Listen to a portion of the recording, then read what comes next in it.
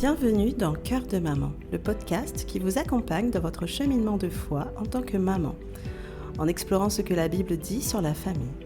Je suis Fanny, je suis aujourd'hui accompagnante périnatale. J'accompagne les parents à créer un lien fort avec leurs enfants dès la naissance afin d'en faire des adultes épanouis et confiants. Je suis ravie de vous accueillir dans cette aventure spirituelle. Être maman est un rôle merveilleux et complexe, rempli de joie, de défis et de questions. Dans ce podcast, nous allons plonger dans les Écritures pour trouver des conseils, de l'inspiration et du soutien divin.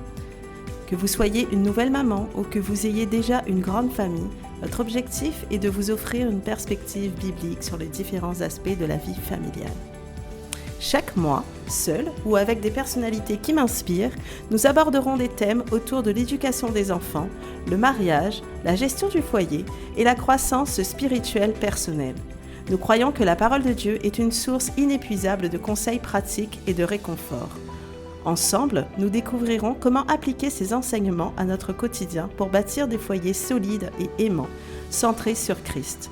Si le podcast vous plaît, nous vous invitons à nous rejoindre chaque mois pour explorer comment la foi peut transformer nos vies et nos familles. Abonnez-vous à Cœur de maman pour ne manquer aucun épisode et partagez-le avec d'autres mamans qui pourraient bénéficier de ce message d'espoir et de guidance divine. Vous pouvez également le noter 5 étoiles sur la plateforme de podcast de votre choix. Merci de nous écouter et que Dieu vous bénisse, vous et votre famille, abondamment. Bonjour à tous, on se retrouve pour un épisode de Cœur de maman, le 5e épisode qui traite des mamans célibataires. Un sujet qui est malheureusement très répandu dans le temps actuel.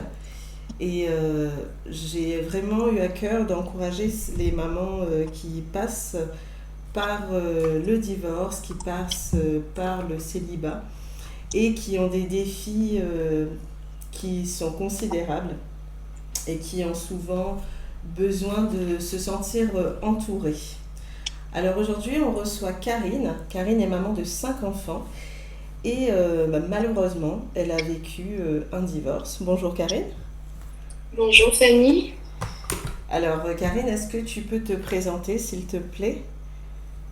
Oui, alors je m'appelle Karine, j'ai 46 ans et je suis maman solo de 5 enfants âgés de 8, 10, 13, 15 et 18 ans. Je suis chrétienne et j'aime le Seigneur depuis à peu près 25 ans, un petit peu plus. Et voilà, donc j'ai malheureusement vécu un divorce il y a 7 ans, une situation inattendue et très soudaine à laquelle j'étais donc pas du tout préparée. Voilà un petit peu pour ma présentation.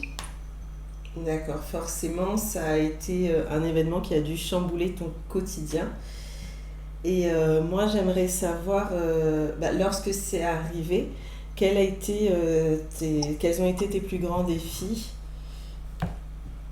Alors, je dirais qu'il y en a eu plein, mais le plus grand d'entre eux, je pense que c'était le fait de me dire je vais devoir continuer à élever mes enfants alors que moi, à l'intérieur, j'étais en train de sombrer complètement.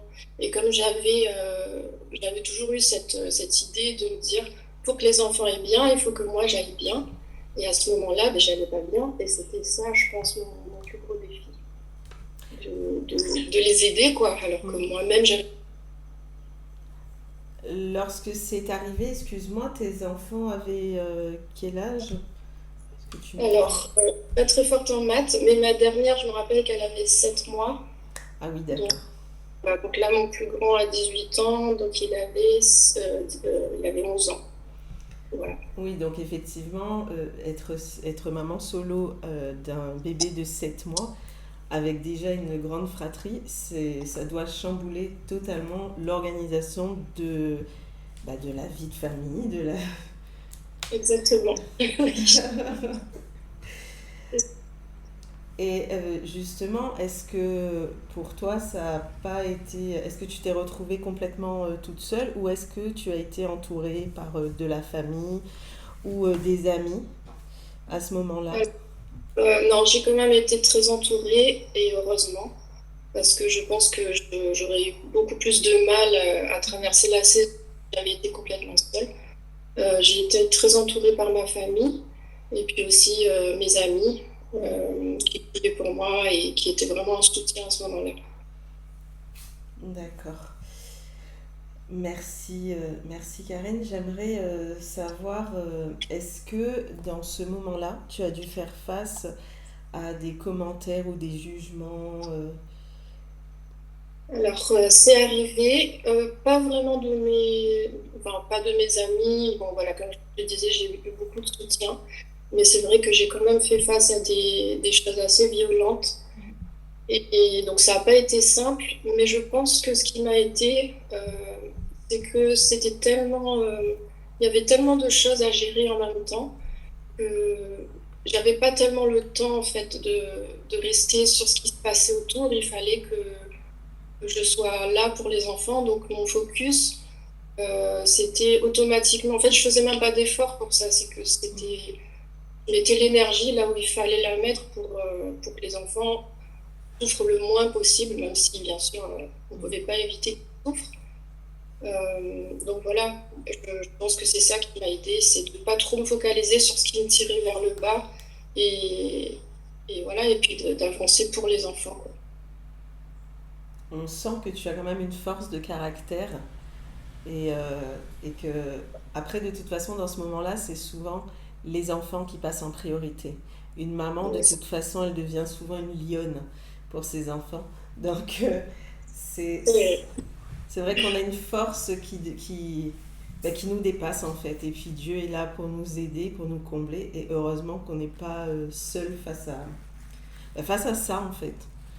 c'est Parce, sûr. parce que c'est sûr que quelqu'un qui n'a pas d'espérance, peut-être que c'est encore plus difficile pour quelqu'un qui n'a pas une espérance en Dieu, parce que il se retrouve vraiment seul face à cette réalité. Et parce qu'effectivement, on peut être très entouré, mais à un moment donné, quand les portes se ferment, quand la vie autour s'arrête parce qu'il fait nuit, parce que tout le monde est chez soi, toi, tu es quand même seul face à ta réalité. Et, C'est ça, et, et, c'est c'est- vrai. et on a besoin de ce soutien, de vraiment s'appuyer sur Dieu pour, pour traverser ce moment-là. Et j'aimerais savoir justement enfin, lorsque c'est arrivé, est-ce que tu as eu une révolte contre Dieu, un sentiment un petit peu négatif? Parce que souvent on peut entendre, oui, pourquoi tu as permis ça? Enfin, est-ce que tu as eu vraiment cette colère peut-être contre Dieu? Alors, je pense pas avoir été en colère contre Dieu, mais je pense que c'est dû au fait que j'avais déjà vécu plein d'autres expériences avec Dieu avant. Donc, je dirais que je connaissais suffisamment Dieu pour savoir qu'il n'était pas la source de cette force. Et puis, dans mon cheminement avec le Seigneur, j'avais appris avant, en fait, que malheureusement, on ne comprend pas tout ce qui arrive. Il y a des choses qu'on ne choisit pas et qu'on vit. Et on n'a pas toujours les réponses, mais que dans tout ça, le Seigneur fait une œuvre en nous, en fait. Et donc, non, j'ai pas eu de colère envers Dieu.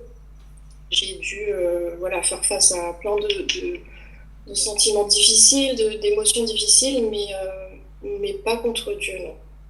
Parce que- À aucun moment tu as eu envie d'abandonner, de...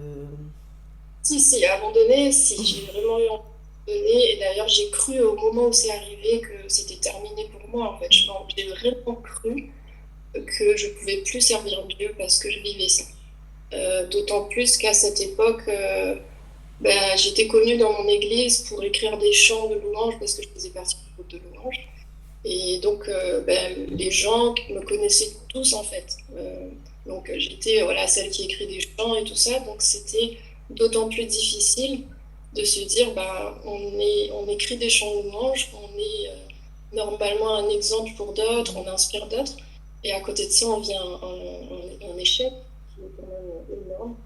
Et donc, c'était pas simple de faire face à ça. Mais c'est vrai que je pense que c'est la parole de Dieu qui m'a aidée là-dedans. C'était vraiment dans mes moments avec lui que je pouvais déverser il y a toutes les larmes, les incompréhensions, voilà, tout ce que je comprenais pas. Et, en fait, je sais pas comment l'expliquer, c'est juste que je rentrais vraiment pas bien, déboussolée, déprimée, et je ressortais de ces moments-là. C'est comme si, des fois, je me demandais si j'étais normale parce que je ressortais en paix. Il y avait une force qui me dépassait, qui me soulevait, et j'avais jamais vécu ça avant, en fait. J'avais vécu des expériences avec Dieu, mais pas à ce niveau-là. Et ça m'a bouleversée, et c'est vraiment le Seigneur qui a pris le relais là où moi j'arrivais plus. Donc voilà, c'est un petit peu ça, je pense que j'avais envie de partager. C'est vraiment beau ce que tu dis parce que moi, pour connaître l'un de tes chants, je ne les connais pas tous, mais je trouve que vraiment on sent la profondeur du moment que tu as dû vivre au moment où tu l'as écrit en fait. On sent vraiment la présence de Dieu dans ce chant. Et, et du coup, j'ai exactement ce sentiment-là à chaque fois que je prends ce chant, de venir et de me dire, je déverse sur Dieu tout ce que j'ai à déverser, et je ressors de là vraiment fortifiée en fait, relevée. Oui. Oui, après, c'est un peu mon histoire, en fait, parce que j'ai vécu d'autres épisodes difficiles, et je pense que c'est comme ça que les chants sont venus, dans les moments avec le Seigneur où on échange notre douleur contre ce que Dieu peut nous donner, et on ressort différent, et on se rend compte que notre peine, elle a produit quelque chose qui va réconforter quelqu'un d'autre. Et ça, je trouve ça magnifique. Il y a quelqu'un qui dit souvent, et que j'aime beaucoup cette citation, qui dit fais de ta misère ton ministère. Exactement. Et je crois que c'est vraiment, ouais, c'est vraiment ça en fait. Alors, on va revenir un petit peu à toute ton histoire. Je ne voudrais pas être trop intrusive, mais est-ce que tu t'es sentie coupable de cette séparation ?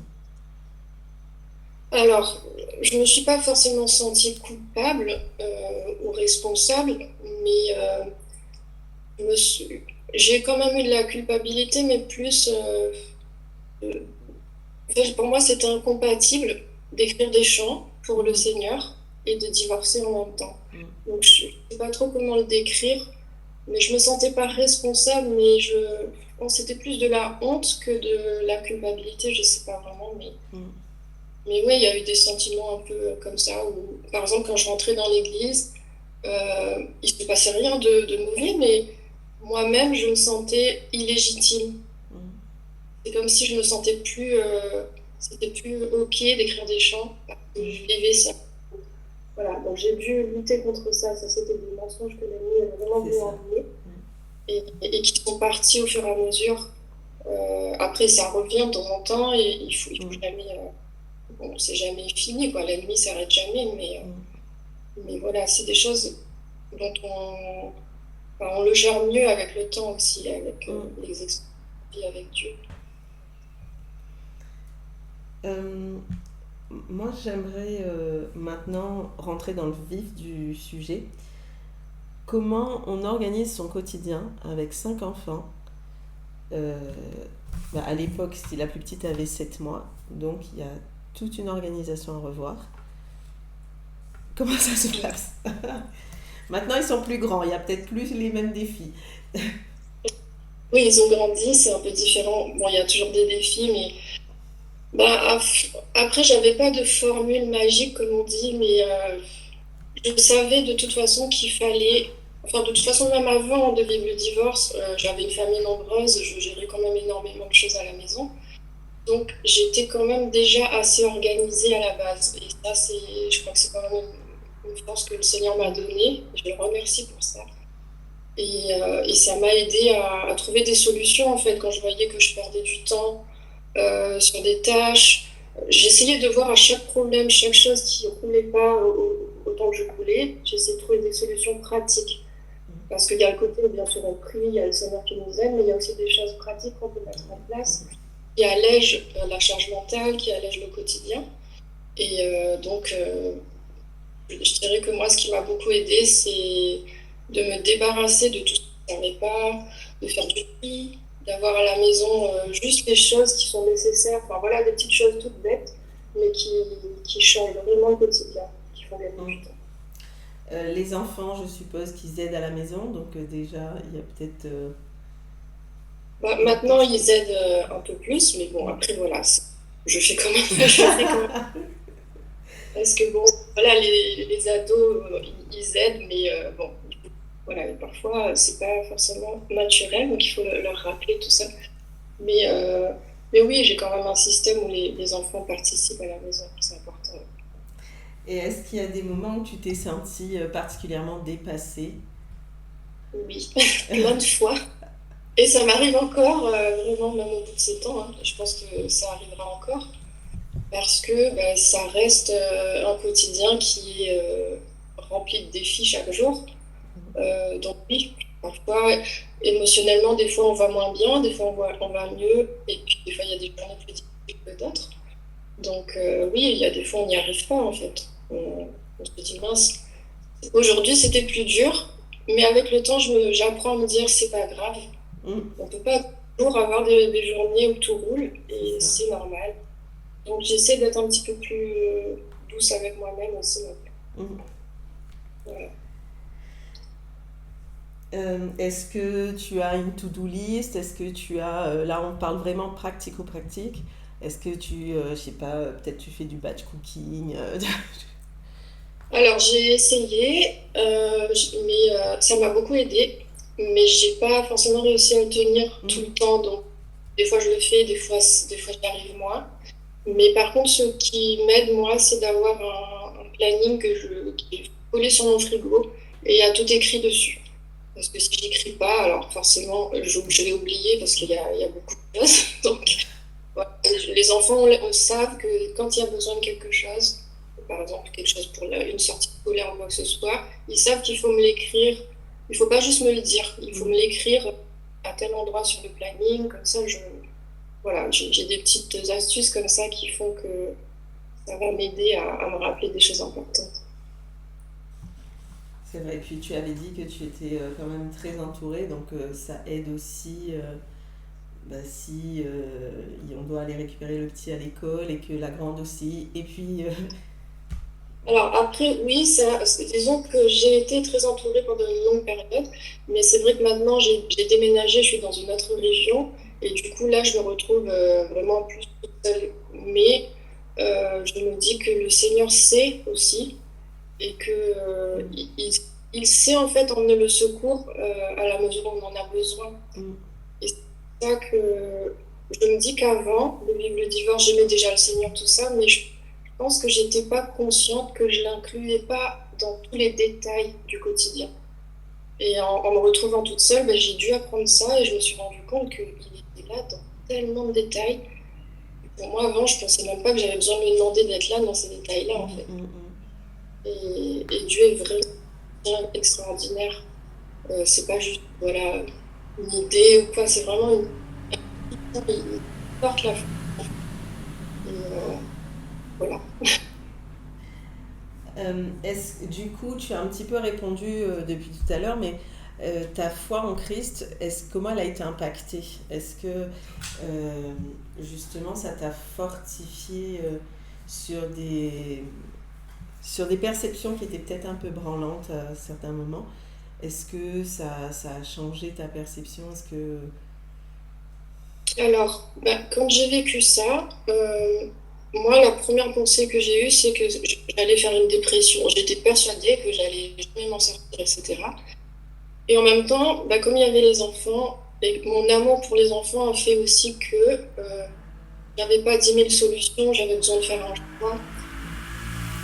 C'était soit je sombrais et je me lamentais et je coulais, soit je me disais, j'ai que le Seigneur et je me suis réfugiée en Dieu comme jamais je l'avais fait avant. Et c'est là que je me suis rendu compte.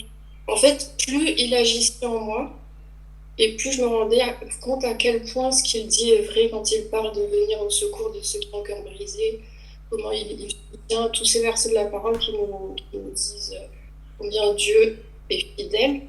Et je l'ai expérimenté tellement. que je pouvais pas en fait avoir un regard négatif sur lui. Il était mon secours vraiment en fait. Et au lieu qu'il se passe ce que je pensais que j'allais m'effondrer. Et je me suis rendu compte que c'est comme s'il me soulevait. Je me suis jamais sentie aussi vivante, alors qu'avant, j'avais pas ces circonstances aussi compliquées. Et c'est ça qui était paradoxal dans ma tête. Et je me disais, c'est incroyable comment Dieu se révèle vraiment, en fait, quand on est au bout de nous-mêmes et qu'on le cherche. Et voilà, c'est des choses qui m'ont marqué je ne pourrais jamais assez remercier le Seigneur pour ce qu'il a fait et pour qui il est. Et voilà, la gloire est pour lui. C'est par lui que je suis debout et c'est par lui que je continue d'avancer.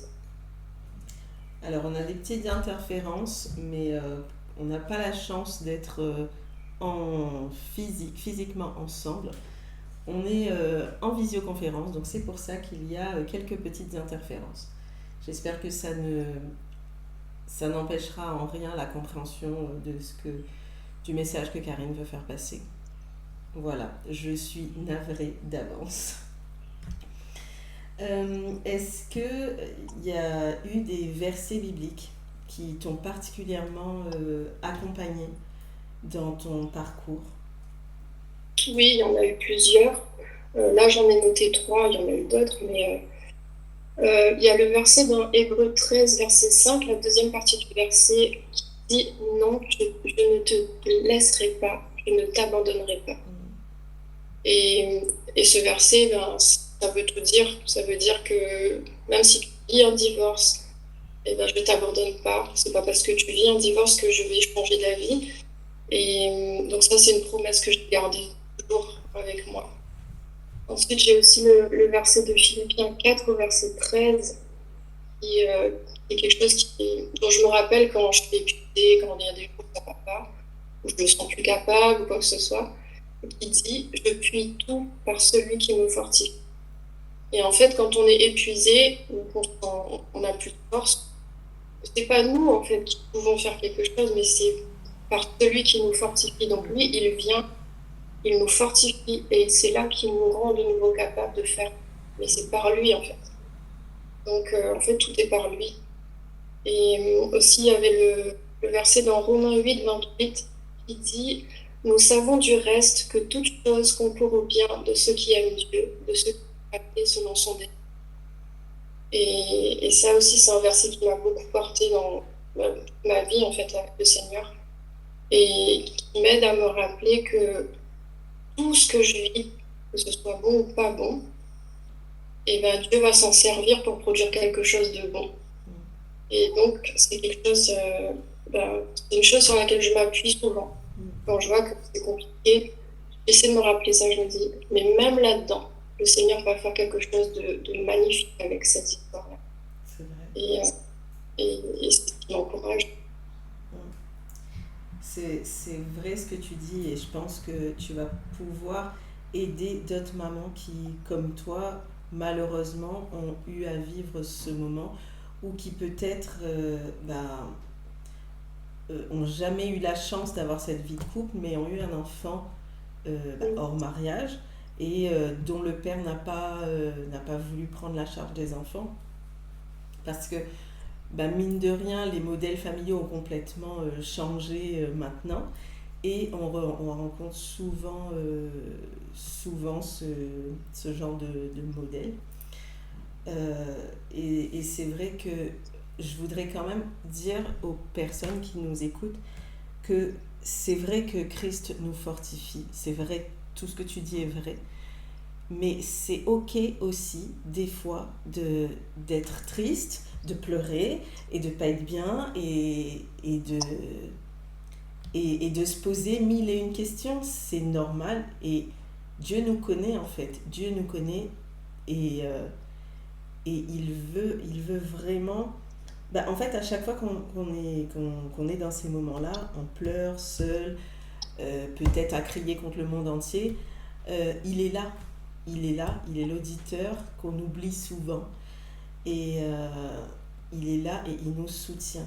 Il nous soutient. C'est vrai que des fois, on ne voit pas sa main. Mais comme tu dis, tout concourt au bien de ceux qui aiment Dieu. Donc vraiment, il fait vraiment concourir toute situation. Et quand je te dis ça, c'est moi-même, j'ai vécu un divorce. Je l'ai déjà partagé dans un autre épisode. Et il y a des moments où quand j'ai divorcé, j'ai rencontré le Seigneur quelques mois après. Mais il y a des moments où vraiment c'était dur, quoi. C'était dur parce que, oui, il y a tout le monde, mais des fois on a juste envie d'être en face de quelqu'un et pouvoir discuter et prendre un café, etc. Et voilà, et raconter sa journée, mais on peut pas. Parce qu'on peut pas raconter ça à nos enfants et parce que Oui, c'est sûr. on peut pas déranger les gens à n'importe quelle heure de la journée. Donc, c'est vraiment ok, c'est pas grave. Ne vous sentez pas comme des moins que rien si vous n'êtes pas bien. C'est une période de la vie. Et, et ça va passer. Ça va passer. Il y a des moments où on rit, il y a des moments où on pleure. Il y a un temps pour toute chose. Je ne sais Exactement. pas si tu as ce même sentiment, si il y a des moments Bien où... sûr, bien sûr, mais c'est très vrai ce que tu dis et je pense que ça me fait penser aux psaumes. Quand on lit les psaumes, on voit souvent le début du psaume, c'est j'en peux plus, c'est difficile. Mm, Donc on déverse le cœur lourd, mm, etc. Et ensuite Dieu entre et ensuite il agit, il ramène la paix. Et puis souvent les psaumes finissent on va conquérir le monde et ça va être mm, super. Et c'est ça en fait. C'est que je pense que la monoparentalité, c'est de jongler toujours entre faire la paix avec le fait qu'il y aura toujours de douleur qui sera là, parce que ça reste difficile, et en même temps, se dire que c'est possible de traverser ça avec le Seigneur. c'est vrai. Et donc, je pense que ça, moi je dirais que les moments difficiles aussi, et voilà, la situation de divorce, ça, je sais pas si ça va être clair ce que je veux dire, mais ça donne de la valeur aussi aux moments qui sont beaux. C'est-à-dire que Mm, moi, quand je voyais mes enfants sourire, par exemple, eh ben, je le vivais comme un miracle à cause de la situation, parce que je me disais, normalement, ils ne devraient pas rire. mm, Normalement, ils devraient s'effondrer. Et donc, ça donne de la valeur à ces choses-là aussi. Mais c'est vrai qu'on a une part aussi d'humanité, évidemment. On est humain il y a des fois, on n'y arrive pas, il y a des fois, voilà, on a des mm. émotions difficiles et c'est normal. C'est normal. Et Dieu est venu pour ça aussi, pour être là dans ces moments-là et pour entrer dans notre réalité à nous. Mm. Donc, il est venu pour être là dans nos ruines aussi et voilà, pour cheminer avec nous dans tout ça. C'est vrai. Est-ce que au moment où c'est arrivé ou peut-être après, ou est-ce que il y a une part de confiance en toi qui a été ébranlée? Parce que mine de rien, il y a la maman, mais il y a aussi la femme. Et on Oui, peut prendre un coup dans son estime de femme, en fait, dans la oui, vision qu'on a de soi. oui, c'est sûr que moi, je pense que oui, ça m'est arrivé vraiment. Euh, bah, voilà, c'était tellement inattendu. Enfin, j'ai pas, voilà, pas eu le temps de trop réaliser ce qui se Mm, passait. Et puis c'est sûr que oui, je me suis remise. Enfin, sur le moment, j'ai douté de ma valeur. mm. J'ai douté de plein de choses, en fait. Donc, oui, mon estime de moi-même a pris un coup, c'est sûr. Et comment tu t'en es remise? Bah, je dirais que c'est chaque jour un petit peu en passant du temps avec le Seigneur et en le laissant faire son œuvre en moi, en fait. C'est ça qui fait que, en fait, le fait de voir que Dieu agissait, que Dieu s'occupait de moi, ben, c'est ça qui m'a redonné ma valeur quelque part, parce que Mm, j'ai eu l'impression que ben, même dans cet état-là, il était là et il n'a pas arrêté de me soutenir. Et je l'ai vu pourvoir à tellement de besoins qu'on avait. mm. Et c'est ça qui m'a rebâti quelque part. C'est de voir que enfin, Dieu est tellement, tellement intéressé par nous, peu importe le contexte dans lequel on est. Et je pense que quand il nous montre son amour, ben ça nous révèle la valeur qu'on a en fait. C'est ça, je pense, qui rebâtit aussi l'estime de nous-mêmes. Mais même si j'estime que je suis pas encore totalement guérie dans mon estime de moi-même, c'est un cheminement, je pense. Oui, c'est un long cheminement et même qu'on C'est ça, soit célibataire, marié, bien sûr. on a toujours ce cheminement. Et Ouais, surtout en tant que femme, je trouve qu'on a souvent ce problème identitaire en fait. ouais, c'est Je trouve que les hommes l'ont un peu moins que nous, où on a vraiment besoin de se sentir aimé, se sentir valorisé. Euh, et les hommes n'ont pas ce souci-là en fait. ouais. Mm. Euh, et c'est vrai ce que tu dis que bah, sur le coup, on peut douter de soi-même en fait. Et peut-être même douter de bah, est-ce que demain je pourrais refaire ma vie. Il y a tellement de doctrines qui sont là à nous. Enfin, souvent je trouve que c'est assez moralisateur, assez bah, dans la condamnation en fait. Et c'est vrai que bah, on se dit, bah voilà, ma vie est terminée. Souvent, lorsqu'on se marie, enfin, c'est comme si que c'est la grande bénédiction, on a reçu la bénédiction du mariage. Hein. Et puis quand ça se termine, et ben, il y a vraiment ce sentiment de ah ben j'ai gâché ma vie en fait. Voilà. Si ça faisait des années et des années, ben, j'ai gâché X années et voilà quoi. Enfin, je suis plus rien. Mais la vie ne s'arrête pas à notre à un échec en fait. Faut pas qu'on s'arrête à un échec et, et qu'on se laisse submerger. Le diable, il va toujours nous, nous essayer de nous cloisonner dans cet échec-là. Mais, euh, mais Dieu, il a tellement plus pour nous. Et la vie n'est pas terminée parce qu'il y a eu un échec, parce qu'on est humain, comme tu as dit tout à l'heure. On va pécher toute notre vie. On ne sera pas parfait tant qu'on ne sera pas arrivé auprès du Seigneur. Et c'est vraiment par grâce en fait. C'est tout ce qu'on a, c'est par grâce et uniquement par grâce. Il faut vraiment qu'on prenne conscience de ça, que Dieu nous aime réellement, même si pour nous, on n'a plus de valeur, on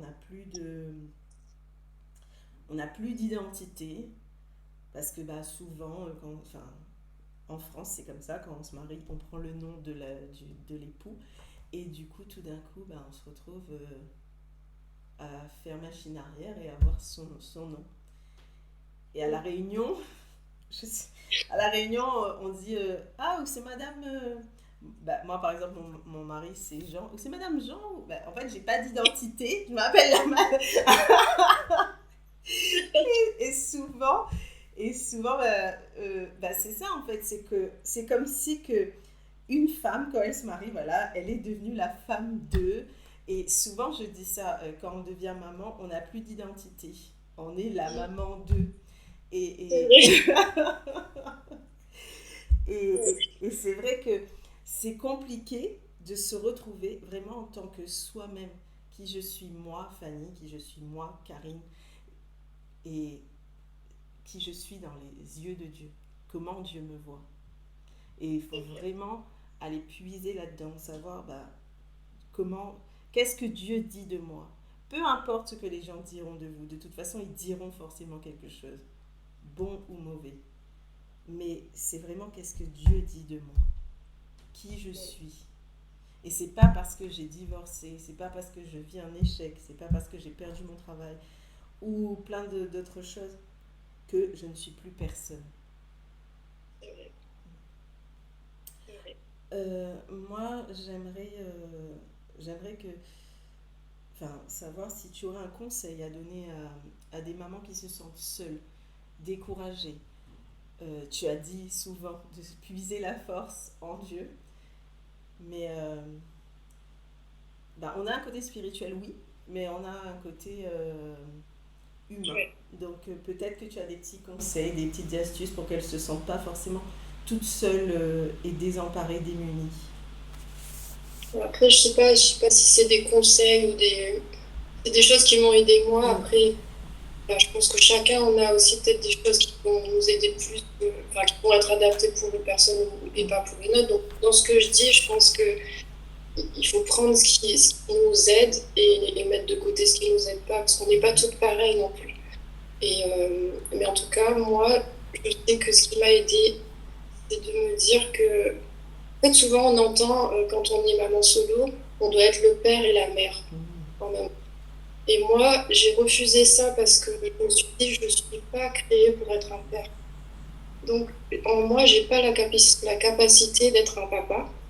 Et j'ai dû faire la paix avec le fait que je pouvais que faire ce que moi je pouvais, mais pas aller au-delà parce que déjà c'est complexe. Donc si en plus on essaie d'entrer dans un rôle qui n'est pas le nôtre, on peut vite aussi s'épuiser et puis se retrouver encore plus en échec. Donc, moi je dirais de se faire grâce à soi-même aussi et de ne pas être trop dur avec soi. On n'arrive pas toujours. Il y a des périodes où ça va mieux que d'autres. Des fois, on a l'impression que ça va mieux, puis finalement, ça rechute. Mais c'est ok, c'est normal, c'est un processus. Et alors, quand on peut être entouré, j'encouragerais au maximum, peut-être pour les personnes qui n'ont pas d'église locale, à essayer de rejoindre une église pour essayer voilà, de l'écoute, de l'aide, ou de la famille proche, des personnes sages aussi qui savent être un soutien et pas qu'ils viennent pour culpabiliser ou pour nous achever, parce que ça existe aussi. Mais je pense qu'il faut s'entourer de personnes sages. Et quand on n'a vraiment personne, parce que ça a été aussi mon cas pendant une période, je me souviens. Et c'est un peu mon cas aussi dans la période-là, parce que je suis éloignée maintenant de ma famille. Dans ces moments-là, je sais que le Seigneur est là. Et il sait, lui, il sait amener vers nous les bonnes personnes au bon moment. Et voilà, après, je me dis, ouais, il faut pas être trop dur avec soi. Parce que ce qu'on vit est difficile et il faut le reconnaître. Il faut pas non plus voilà, de rester dedans en se disant c'est dur, mais il faut réaliser que c'est difficile d'être un parent solo, c'est vrai. On peut pas toujours être à la hauteur, quoi. On n'y arrive pas. Et Dieu ne nous demande pas d'être à la hauteur. Il nous demande juste de se réfugier en lui. Et il nous promet d'être là pour les cœurs brisés. Donc moi, ce que je fais quand je ne peux rien faire d'autre, je prends... Bon, moi, j'aime louer Dieu. Je prends ma guitare, ou je prends un moment je mets de la louange. Et parfois, j'ai besoin de pleurer, je pleure. J'exprime au Seigneur, en fait, ce qui se passe à l'intérieur. Et c'est tout, j'essaie juste d'être vrai. Et de le laisser, en fait, conduire les choses un jour à la fois, quoi. Voilà. Donc, c'est pas des gros conseils, voilà, mais c'est des petites choses qui m'ont aidé. Mais c'est vrai ce que tu dis, qu'on a tendance à dire aux mamans solo, vous devez être le papa et la maman. Et je m'étais jamais rendu compte effectivement que on n'a pas endossé ce rôle-là en fait, puisque on n'a pas la capacité d'être un papa, puisqu'on n'a pas cette onction-là non plus. Et, c'est vrai que le fait que tu le dises, moi ça me ferait prendre conscience que non, en fait on ne peut pas endosser les deux rôles. De toute façon on sera défaillant dans l'autre rôle. C'est ça. Et moi, j'ai appris avec le temps, ça m'a pris beaucoup de temps, pour accepter le fait que il y aura une faille quand même. Alors, même si je fais de mon mieux et que je le fais de tout mon cœur pour mes enfants, il y a une faille, mais j'ai compris avec le temps que cette faille, elle n'est pas de ma responsabilité, c'est-à-dire que c'est pas ce que j'ai voulu, c'est juste que c'est la situation qui fait que. Donc, je suis pas coupable non plus des failles qu'il peut y avoir. C'est juste qu'une famille mondiale, de toute façon, c'est pas ce que Dieu avait rêvé. Donc il faut juste faire la paix avec ça en se disant, c'est comme ça, je dois fonctionner à partir de cette réalité-là maintenant. Et Dieu promet d'être là avec nous, quel que soit notre contexte, en fait. Donc je pense qu'en faisant notre part de maman et en faisant la paix avec le fait qu'on peut pas être un papa, on laisse aussi la place au Père Céleste, en fait, pour être le Père de nos enfants. Et alors, c'est sûr qu'on peut pas le toucher, on peut pas le prendre dans nos bras physiquement, mais je sais qu'il est vraiment là et qu'il s'occupe de nos affaires. Mm, mm. C'est vrai que Dieu est le papa par excellence et il faut vraiment lui laisser cette place-là, en fait, cette place de père qui vient combler les besoins d'un enfant comme un père le ferait. Et Ouais, il le fait parfaitement, lui. Parce que nous, en tant qu'humains, on a toujours, comme tu dis, on fait de notre mieux, mais il y a des incompréhensions, il y a des choses qui ne sont pas faites comme l'enfant voudrait, alors que Dieu, il le fait parfaitement et il montre son amour parfaitement, comme l'enfant aurait besoin. Donc ouais. c'est vrai que s'appuyer sur Dieu afin qu'il montre cette figure paternelle à nos enfants, c'est c'est un très bon conseil. Effectivement, tu disais tout à l'heure qu'on est toutes différentes et heureusement, il y a une diversité de fleurs, Dieu aime la diversité. Et c'est vrai que pour des mamans qui se sentent seules, découragées, peut-être qu'elles peuvent aller faire du sport si elles aiment ça, peut-être qu'elles peuvent... À des moments, on a besoin aussi de pas se sentir coupable parce qu'il y a de la vaisselle à faire et qu'on a besoin de s'aérer l'esprit et de dire je sors parce que ça va pas. Il vaut Mm. mieux prendre ce temps-là et tant pis pour la vaisselle. En fait, on devient indulgent en fait avec soi-même parce que il y a des moments où on a besoin de penser à autre chose, de voir autre chose. Et c'est vrai que si vous avez la possibilité d'être entouré par votre famille, par des amis, bah, n'hésitez pas à demander de l'aide. Faut vraiment pas hésiter et il faut pas se sentir euh, comme Wonder Woman. On n'est pas Wonder Woman. Et du coup, des fois, on a besoin d'être aidé.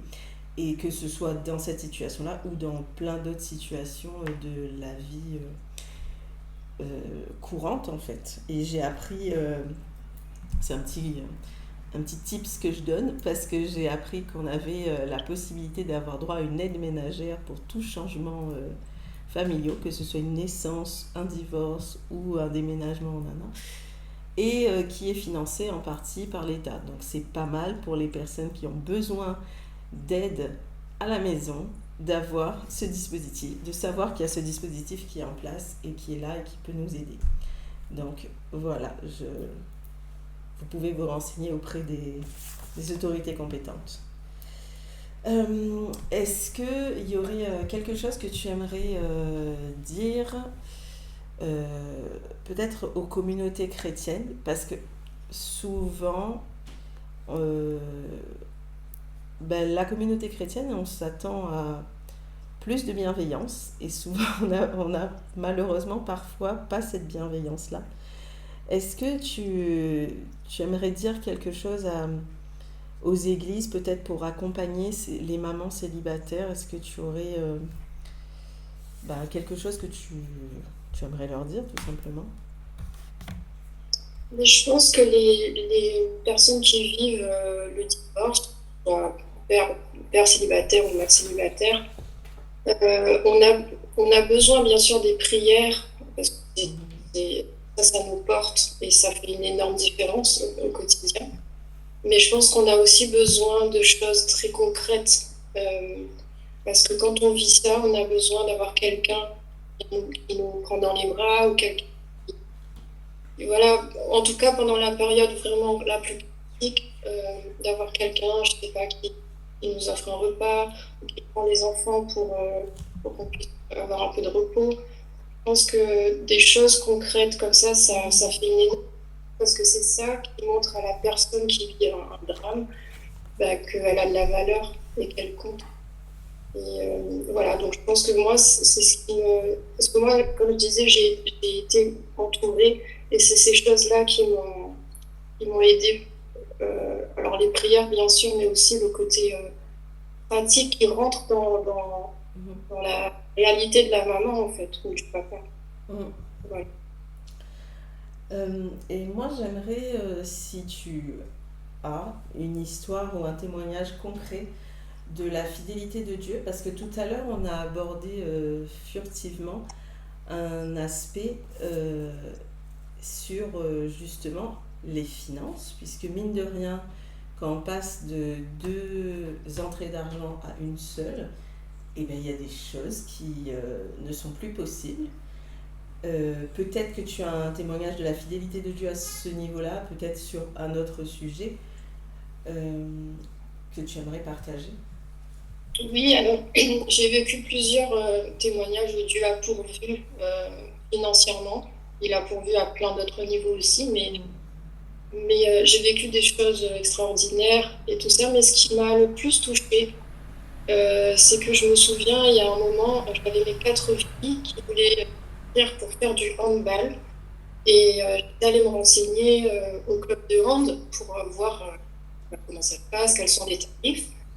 Et donc j'avais pris les fiches d'inscription, mais j'avais pas du tout les moyens de payer. Mais bon, j'avais pris les fiches, je me suis dit, bon, c'est pas grave, je les prends, je rentre à la maison. Et en fait, Dieu savait, lui, que je voulais payer ça pour mes enfants. Et en plus, c'était pas si cher, mais j'avais quand même pas les sous. Et voilà, et puis j'ai posé mes fiches, j'ai continué mon quotidien. Et puis quelques jours plus tard, je me souviens très bien, je montais les escaliers de chez moi et j'étais vraiment dans une journée difficile où ça allait pas. Et j'ai dit à haute voix en montant les escaliers, Seigneur, j'ai vraiment besoin que tu m'encourages là. Et puis j'ai continué ma journée. Et un peu plus tard, j'ai ouvert un sac d'une de mes filles qui était allée faire une soirée pyjama chez une amie avant. Et donc j'ai ouvert le sac pour ranger ce qu'il y avait dedans. Et, euh, et j'ai trouvé une enveloppe où il y avait écrit mon prénom. Donc j'ai appelé ma fille, je lui ai dit mais c'est quoi ça? Et elle m'a dit ah oui ça c'est la maman, les parents de ma copine. Ils m'ont dit que c'était pour toi. Et donc j'ai ouvert l'enveloppe et à l'intérieur il y avait un chèque du montant qu'il me fallait pour payer des adhésions au handball pour mes filles. Et j'ai tout de suite compris que c'était pour ça. C'était le montant qu'il me fallait. Et quand j'ai tourné le chèque, je ne sais pas pourquoi je l'ai retourné, il y avait écrit courage avec un point d'exclamation. Et ces personnes-là ne savaient pas du tout quels étaient mes besoins, ils ne savaient pas du tout. Et c'est le mot courage derrière un chèque qui m'a. J'ai pleuré en fait. Je me suis dit, mais c'est incroyable comment Dieu pourvoit. Enfin, j'ai jamais vu ça, de trouver la provision dans un sac alors que j'étais en train de faire mon ménage. Et voilà, donc c'est une des choses qui m'a le plus touchée dans les miracles que Dieu a fait pour moi. Waouh, c'est très encourageant. Ouais. Ouais. Bon, je ne le connais pas celui, c'est sûr. Mais c'est vrai que Dieu il répond à nos besoins et on ne se rend pas compte en fait, souvent dans les petites choses. Moi je dis souvent, parfois on a un petit clin d'œil de Dieu comme ça qui nous montre qu'il est là. Et, et, et, et c'est tellement encourageant, c'est tellement. On se dit waouh, on est vraiment favorisé. C'est vrai. Est-ce que tu as des rêves, des projets pour toi, pour ta famille, pour... Alors, pour ma famille, mon plus grand rêve, c'est de voir Dieu restaurer ma famille. Parce que je sais que, voilà, il y a quand même eu des blessures profondes. Et euh, j'ai j'ai mon fils, par exemple, je rêve de le voir servir le Seigneur. Et je crois que Dieu est fidèle et qu'il il va faire les choses. Mais mon grand rêve, c'est ouais, de servir Dieu avec mes enfants. Parce que ça a emmené quand même beaucoup ouais, de bouleversements dans notre quotidien, quoi, et dans leur vie aussi. Et voilà. C'est mon rêve, c'est ça, quoi. C'est que tous les mois, on serve le Seigneur ensemble. Moi et ma famille, nous servirons l'Éternel. Amen. Et, alors, on arrive pratiquement à la fin de cette entrevue. Comment tu vois maintenant, toi, ton rôle en tant que témoin de Christ, même dans ces défis que tu rencontres? Mais je pense que c'est, comment dire ça, c'est comme pour les enfants une façon aussi de voir leur maman traverser des périodes moins faciles, enfin des périodes difficiles, avec Dieu. Qu'est-ce que ça donne en fait quand le Seigneur est là? Et peut-être que ça permet de comparer quand il n'y a pas Dieu dans la situation et quand il y a Dieu dans la situation. Je pense que ça peut être un témoignage pour eux aussi de voir que quand on traverse une saison difficile avec les seigneurs, on le voit prendre soin de nous d'une manière tangible.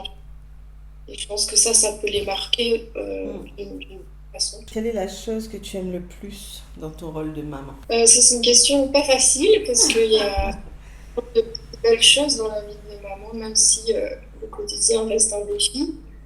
Euh, Moi, je pense que les moments que je préfère, c'est les moments où les enfants me témoignent de l'importance que j'ai pour eux. C'est quand ils me remercient d'être la maman que je suis, parce que ça résonne très fort pour moi, étant donné que je suis toute seule à les élever. Donc parfois, il y a quand même des pensées qui viennent, ouais, mais t'aurais pu faire mieux, ou là, t'as pas fait ce qu'il fallait. Et donc, quand j'entends ça, c'est comme un baume sur le cœur, en fait. Me dire, voilà, ils sont contents d'être mes enfants, et ça m'emmène beaucoup, beaucoup de joie. Après, il y a aussi des moments, par exemple, quand je vais dans les réunions scolaires, réunions parents-professeurs, j'ai un retour positif sur les enfants, et ben, j'ai l'impression que ça valorise quelque chose que j'ai semé et que personne n'a vu. Et donc là, c'est reconnu par une personne, alors que d'habitude, il n'y a personne qui sait ou qui voit ce qui se passe à l'intérieur de la maison. Donc ça, c'est des petites choses qui me touchent aussi. C'est des clins d'œil du Seigneur qui me rappellent que c'est bien ce que tu fais, Karine, et que c'est pas grave si c'est pas parfait, continue en fait. Voilà. Et pour finir, moi j'aimerais te poser la question si tu pouvais te donner un conseil à toi-même au début de ton parcours, maintenant après avoir vécu tout ce que tu as pu vivre, quel serait le conseil que tu te donnerais à la Karine d'il y a 7 ans? Je lui dirais, je pense, ça va pas être facile, mais c'est ok. Tu vas pas y arriver tout le temps, mais c'est aussi ok. Et le Seigneur sera avec toi, que tu aies réussi ta journée ou pas du tout. Et, euh, et en fait, je pense que tout ça a cassé ce truc où je pensais toujours qu'il fallait être à la hauteur. Mmh. J'ai toujours pensé ça, qu'il fallait être à la hauteur, qu'il fallait être tout le temps forte. Et en fait, j'ai réalisé que on peut pas être tout le temps forte et on n'est pas du tout à la hauteur en fait. On a besoin du Seigneur parce que sans lui, on peut rien faire. En dehors du contexte de maman solo, sans le Seigneur, on peut pas arriver à la mission qu'il nous demande en fait en tant que parents.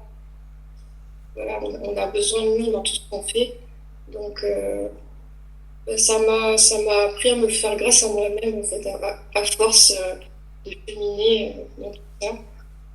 Donc c'est vrai que maintenant, quand je sens qu'il y a une journée plus dure, que j'ai pas fait exactement ce que j'aurais voulu, je me dis un peu moins dur avec.